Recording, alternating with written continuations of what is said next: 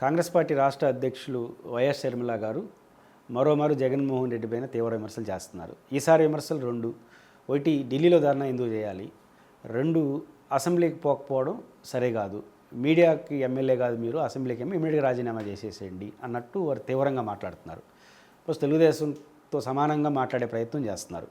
ఇక్కడ వైఎస్ షర్మిల గారు తెలుగుదేశంతో అవగాహన ఉన్నారా లేదా అన్నది వైసీపీ ఆరోపణలు పక్కన పెడితే, చేస్తున్న విమర్శలు, చేస్తున్న ప్రయత్నాలు ఎవరికి లాభం, ఎవరికి నష్టం, రాజకీయాల్లో ఎప్పుడు కూడా అవగాహనతో చేయాల్సిన అవసరం లేదు. చేసిన పని వల్ల ఎవరికి లాభం, ఎవరికి నష్టం అనే దాన్ని ప్రామాణికంగానే వాళ్ళకి ముద్రలు పడతాయి. ఇప్పుడు షర్మిల గారు చేస్తున్నటువంటి ఇట్లాంటి విపరీతమైన విమర్శలు కాంగ్రెస్కి కానీ ఆమెకు కానీ ఏమైనా ప్రయోజనం ఉందా అనేది ఆ పార్టీ ఆలోచించాలి, ఆమె కూడా ఆలోచించాలి. షర్మిల గారి వ్యవహార శైలి అంతా కూడా ఆమెకున్న వ్యక్తిగత కోపతాపాలని రాజకీయ అజెండాలో చేర్చేస్తున్నారు. చివరికి ఆమెకే కాదు, చివరికి ఆమె ప్లాట్ఫామ్ కలిసిన కాంగ్రెస్ పార్టీకి కూడా ఇది మంచిది కాదు. రెండు, వినుకొండ ఘటనకు సంబంధించి ఢిల్లీలో ధర్నా ఎందుకు చేస్తాడు, మీరెవరు అడగడానికి? వినుకొండ ఘటనకు సంబంధించి ఢిల్లీలో ధర్నా చేసే రైట్ ఆయనకు ఉంది.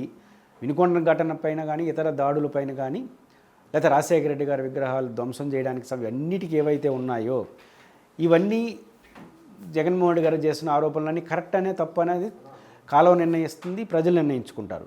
కానీ మీరెవరు నిర్ణయించడానికి?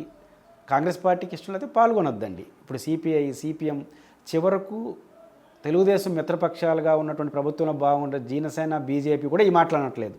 మీరెందుకు తొందరపడుతున్నారు? రెండోది, అక్కడ జరిగిందా లేదా మీరెవరు నిర్ధారించడానికి? ఏ స్థాయి సమస్యకి ఏ స్థాయిలో ధర్నా చేయలేదు వాళ్ళు కదా నిర్ణయించుకుంటారు. మీకు నష్టం లేకపోతే పాల్గొనొద్దండి. పైపెచ్చు మీ కూటమిలో కీలక భాగస్వామి ఉన్నటువంటి అఖిలేష్ యాదవ్ తెలియకుండా పాల్గొన్నాడా, లేకపోతే ఇతర పైపెచ్చు వాళ్ళు ఇన్వైట్ చేసినారు ఇండియా కూటమిలో ఒక రండి అని. కాబట్టి మీరు అనవసరంగా మాట్లాడడం అనేది సరైనది కాదు. రెండోది, అసెంబ్లీకి వస్తారా? అసెంబ్లీకి జగన్మోహన్ రెడ్డి గారు ఎలాంటి ఎత్తుగడతో వస్తాడో ఇప్పటికిప్పుడు చెప్పలేము.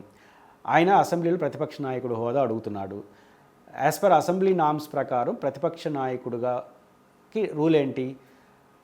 రాజకీయంగా విభేదించే పక్షం ఉండాలి, విభేదించే పక్షంలో మేజర్ ఫోర్స్గా ఉండాలి, దానికి నాయకుడుగా ఉండడు, ప్రతిపక్ష నాయకుడు గుర్తించవచ్చు. ఇది స్పీకర్ డెసిషన్ తీసుకోవాలి. అక్కడ ఆ రూట్లో ఆయన అడుగుతున్నాడు. ఇస్తారా ఇరా అనేది స్పీకర్ గారు నిర్ణయించుకుంటారు. ఇస్తే ఎక్కువ మాట్లాడడానికి రైట్ వస్తుందని ఆయన అంటున్నాడు. ఈకపోతే నేను రాను అని ఇంతవరకు అనలేదు. జరిగిన సమావేశాల్లో పదే పదే ప్రతిపక్ష నాయకుడుగా ఉండాలని అంటున్నాడు. ప్రతిపక్ష నాయకుడిగా వాళ్ళు ఇవ్వలేదు కాబట్టి, మైక్ సరిగ్గా ఇవ్వరు కాబట్టి నేను మీడియాల ముందు మాట్లాడుతున్నానని చెప్పాడు తప్ప, ప్రతిపక్ష నాయకుడిగా ఇస్తే వస్తాను లేకపోతే రానని ఇప్పటివరకు ఆయన రికార్డుగా ప్రకటించలేదు. మొదటి సమావేశంలో అసెంబ్లీలో అందరితో పాటు ప్రమాణ స్వీకారం చేశాడు. రెండో సమావేశాల్లో నిరసన తెలియజేశాడు. ఆ తర్వాత ఢిల్లీలో ధర్నా ఉండడం వెళ్ళిపోయినాడు. జరిగింది 4 రోజులు. చివరి రోజు వచ్చి వాళ్ళు అసెంబ్లీలో చంద్రబాబు గారు చెప్తున్న ప్రసంగానికి విభేదిస్తూ మాట్లాడాడు. గతంలో కూడా ఆయన బడ్జెట్ సమావేశాలు జరిగేటప్పుడు కూడా వాకౌట్ చేసి బడ్జెట్ సమావేశంలో విషయాలు విలేకరులతో చెప్పినాడు. ఇదే నా పరిష్కారం, మీడియాతో మాట్లాడుతున్నప్పుడు అసెంబ్లీలో ఎట్లా అవకాశాలు వస్తాయో రావో తెలియదు, కానీ వచ్చినా రాకపోయినా మీ ముందు కూర్చొని మాట్లాడతాను అన్నాడు.